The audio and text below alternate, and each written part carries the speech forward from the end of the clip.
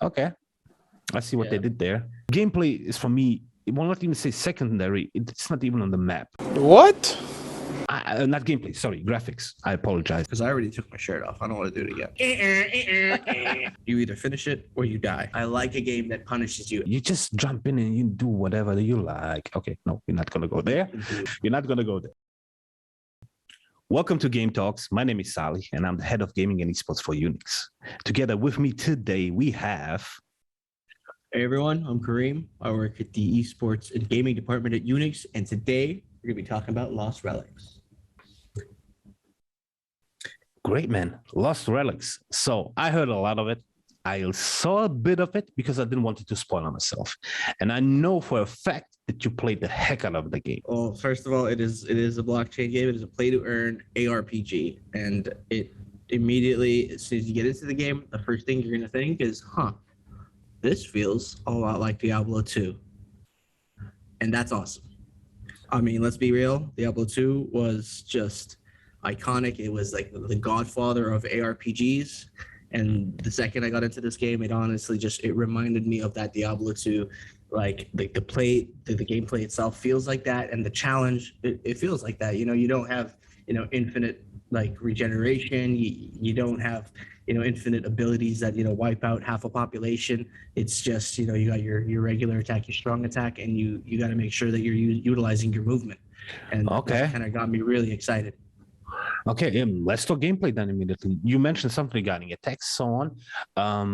How many skills do I have? How can I imagine that? I know for a fact that you are old school ARPG fan, and you've definitely played a lot of Diablo 2. So in Diablo 2, you've got your left click and right click. I mean, you bind your abilities, but it's only 2, right? Yes. So it kind of works in a similar way, minus the binding it. So you've got your regular, auto attack, and then your right click is your power attack, which consumes your energy, your mana, the little blue bar. And there'll be like stronger attacks that do AoE damage.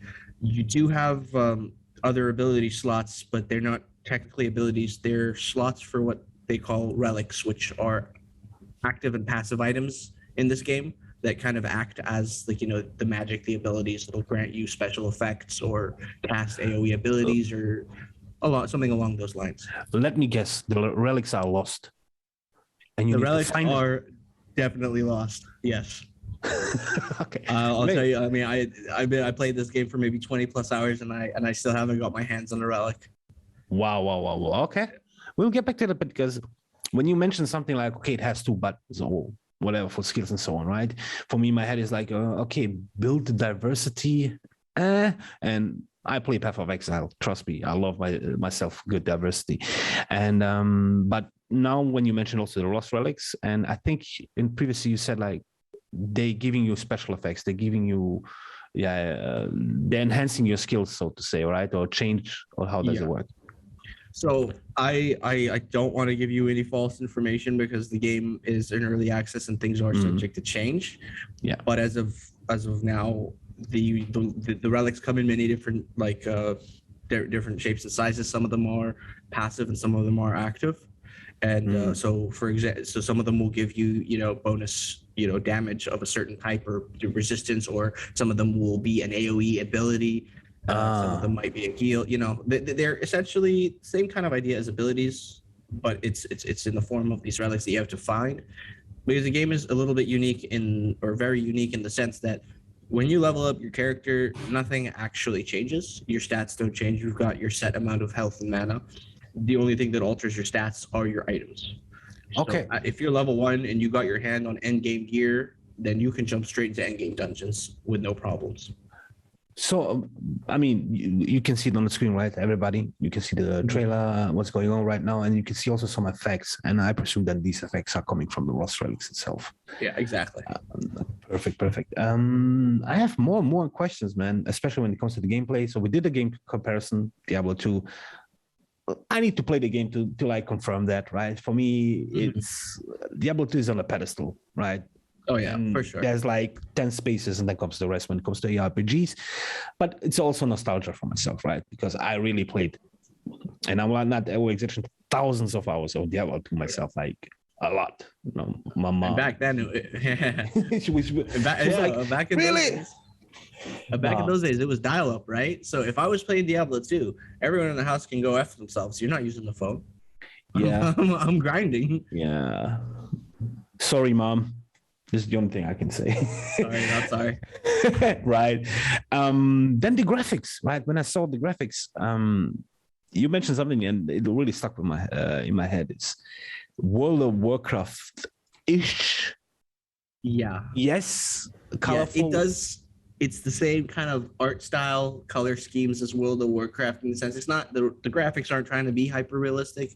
They are quite cartoonish, but that's not necessarily a bad thing. And I know a lot of people, graphics can be really, really important for them. I mean, I'm personally more of a gameplay fan myself. I don't care if the game is ugly, if it plays well, but this game is by no means ugly. It is a great looking game. Graphics is for me not secondary. It's not even on the map. It really, I don't need it. When the gameplay hooks me, it's good. And I played, I don't know, League of Legends since the beta. Compare it to the today, it's a different game. You know, I played vanilla World of Warcraft. Compare it to today. They increase in the graphics, yes, because of modern technology and everything, yes, but also to get more players in.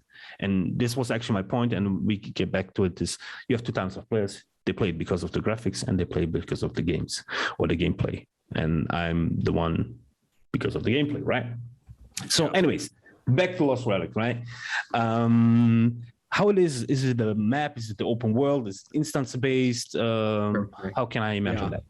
Yeah, so you start out in the central hub, and in this hub, this is where you'll see a lot of the other players walking around, you know, with their fancy ass NFT pets, and it's where you see all your crafting stations, your auction house, your so everything that isn't combat is pretty much in the central hub area, as well as your stash, your quest givers, etc. Then you go into the combat section, and you choose your dungeon from like a drop down menu. It's like a portal, so you choose your dungeon in there, and all the dungeons have different, you know, locales, themes. Like for example, you've got this one here, it's like a dungeon / castle type thing, and then you've got the desert one and your forest ones, and they'll all have different monsters and resources, and you know, tons of different difficulties with, you know, different item rarities. All the dungeons, every difficulty, tons of them, different like layouts, different themes. You've got this like desert type one, you've got that dungeon one. That every single one is procedurally generated, so you're never gonna have the same thing twice. You're never gonna have the same, you know, that you'll have the same kind of monsters and stuff, but it'll never be the same layout. It'll never be, you know, it's never gonna be the same dungeon twice. So it follows the traditional randomly generated levels of Diablo 2 and also other ARPG games. Yeah, infinite variety is the key. And what's cool about this game is that you can go into any dungeon that you want with the lowest level of gear. I mean, you're not going to have a good time for sure, but you can do it. What you can't do is go into the lower level dungeons with higher tier gear. So they won't let you sit there and farm like, you know, the starter dungeon if you've got, you know, your full legendary loadout. You can't. Wait a second. Wait a second. You want to tell me that I'll need to keep my low end gear or my low gear if I want to go back, for example, to play it with a friend, right?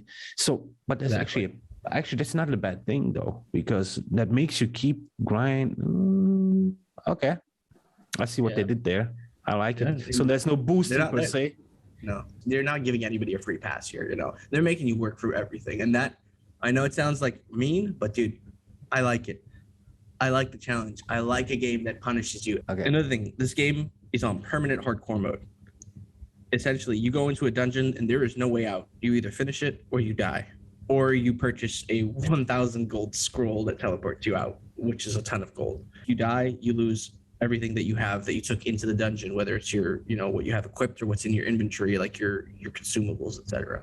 Everything is gone. Just everything destroyed. Not everything. Almost everything. So that kind of, that's a good segue into the next point, right? See. Yeah. Hey, I see what you did there. I try, bro. The game has two types of items that I guess also two different currencies. You've got your, non-blockchain. They call them virtual. You have your virtual currency, which is the gold, the most common resource that you'll find, in terms of currencies. The gold allows you to buy your virtual items and a bunch of other stuff, obviously. But the distinction is the virtual items in this game, the ones that are, bought and sold with gold, those are destructible.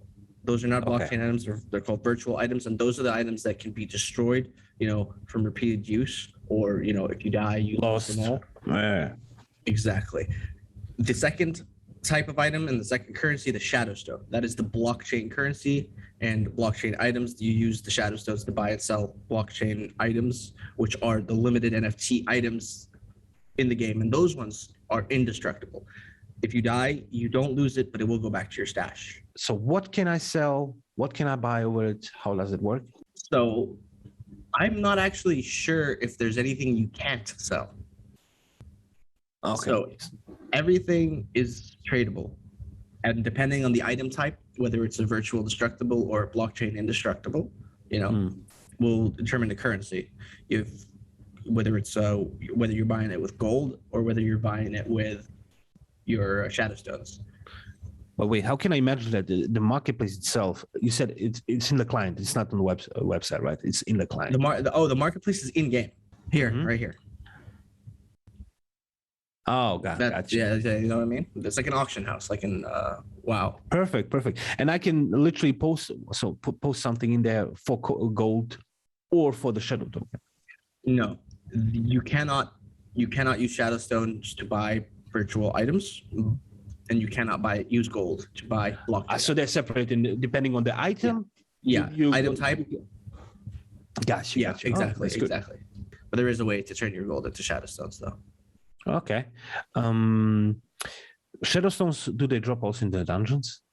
Yeah. So your shadow stones, you'll get them if you're very lucky. They'll just drop outright shadow stones in dungeons, whether it's from monsters or from chests. Or the other way to get shadow stones is a lot of times items when you're lucky enough to get a blockchain drop. So the worth of items always fluctuates depending on their popularity, depending on their usefulness. So as soon as if you're lucky, you either get shadow stone drops or a blockchain item that drops in the dungeon. Yeah, I mean, as soon as you have that, you can sell it, hold it. Okay, but wait. Out of the game and market it on OpenSea. You're free to do whatever you like. Okay, when you say market on the OpenSea, so basically the items that drop, are they limited? Yeah, every single item that is blockchain will tell you that it'll tell you how many of them exist. For example, if it's a green item, which is fairly common, it's uncommon, they say. It's like the second tier of rarity above the gray one, which is common. So that's the rarity that NFT items start at, and those ones, they might be maybe 200,000 of each item. So there's quite a few of them. But then as you go up higher in rarities, you're dropping. There's a lot fewer of them, and the game on each of these items, it'll tell you how many are in existence and how many have been found, or how many are left that haven't been found yet. So you might see 0 of 200,000, which means there are no more of these items left to be found. They're all in circulation. Nice. And let's think about that before we go to the next section. Is legendary items. Oh yeah, there's even I think it's 2. There's 2 above legendary. There's transcendent. Wow. There's mythical and then transcendent. So transcendent is the highest rarity. It is red, and those ones are wild. Those are some crazy looking items. So the game is free to play. You can access it by going on lostrelics.io. Everything we mentioned will be down in the description for anyone who needs it. All you need is an engine wallet. The only caveat is you're gonna need to wait in a queue for access to the game. When I entered the queue, I was number 146,000 in the queue. Yeah. Wow. Yeah, but good news. You can skip the queue. You can skip the queue. You can get instant access to the game.